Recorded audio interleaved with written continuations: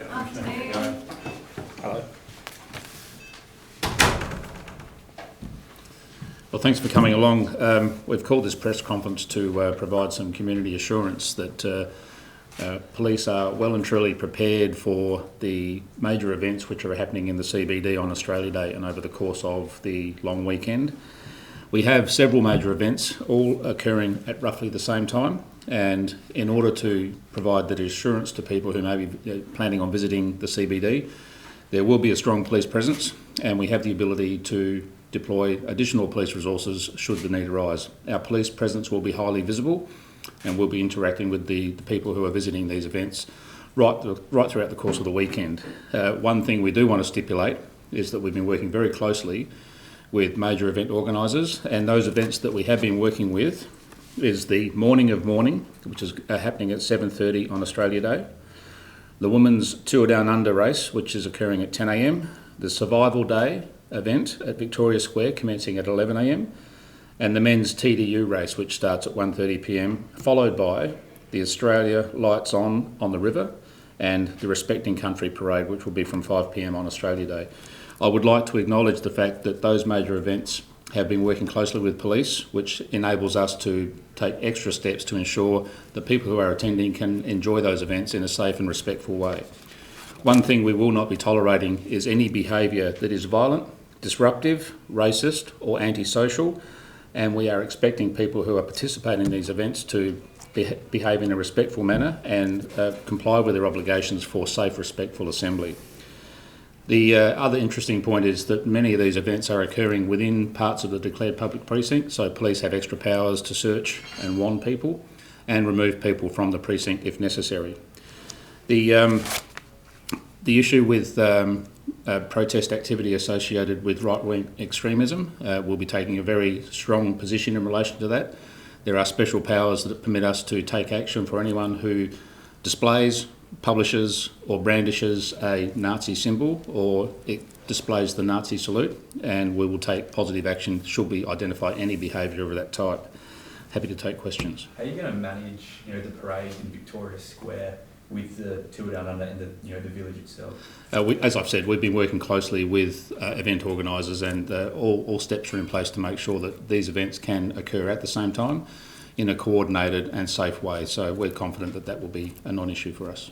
Do you have any reason to believe that there will be disruptive or criminal behaviour that's occurring in any of these events on the weekend? We do have intelligence that we pay close attention to that is the basis upon which we decide what the policing resources are, what policing resources are required so that we can properly respond and manage behaviour of people who are participating in these events. So we take that intelligence into account.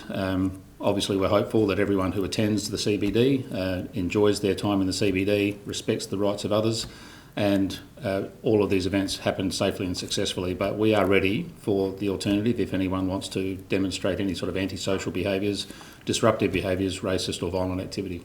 I can't remember a press conference like this in previous years. Are tensions different this year or higher this year? I think there's a stronger focus within the community in relation to different views, different points of views within the community. We respect everybody's right to assemble and protest and put their message forward, provided it's done in a way which complies with legislation. And as a response to changing community sentiments, we're here today to reassure people that the events that are happening in the CBD will be safely managed, and that we will take a very low tolerance approach to anybody who seeks to impede on the rights of others. What penalties in terms of arrests, charges, fines can apply to people who don't behave? It depends on the nature of the behaviour. There are a range of offences that a person might commit.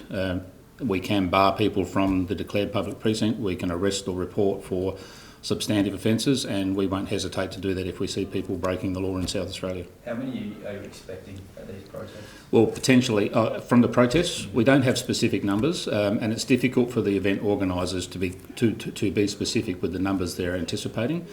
There is also the potential for assemblies or protests that have not been working in conjunction with police, and we'll be paying close attention to those as well.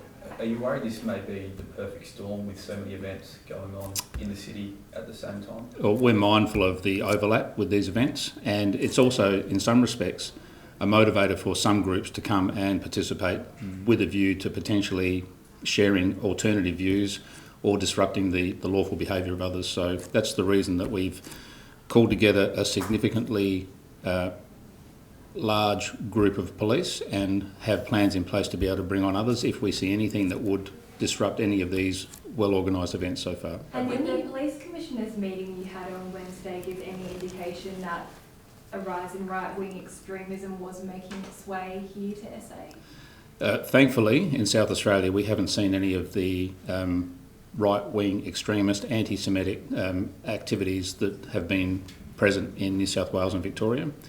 That's not to say that we're not keeping an eye on these particular types of activities.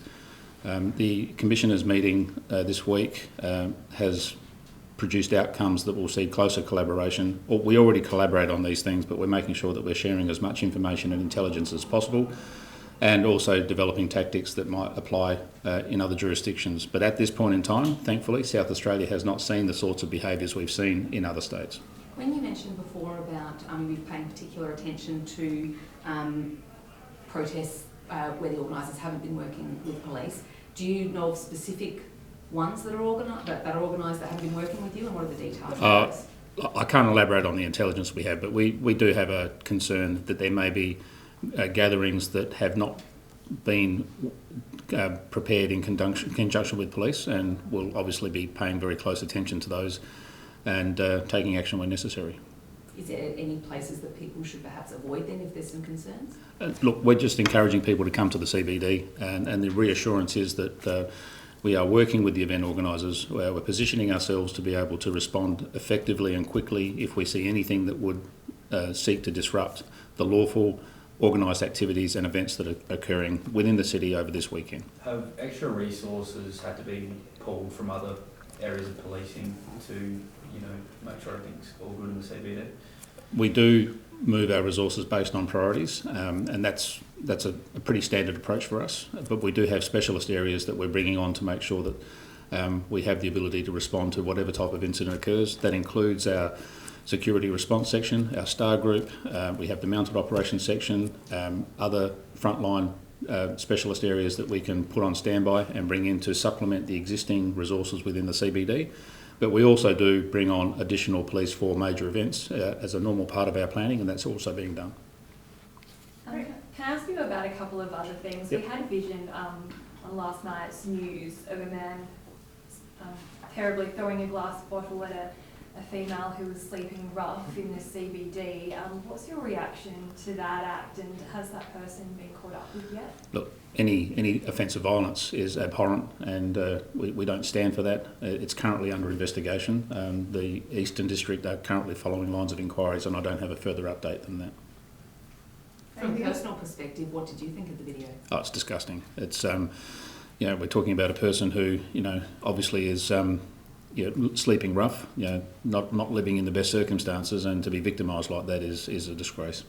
And there was a gunpoint robbery at a takeaway store at Woodville this morning. I believe the suspect is still outstanding. Are police treating that gun as a real gun? The victim of that incident has provided information that leads us to believe the person may have been armed with a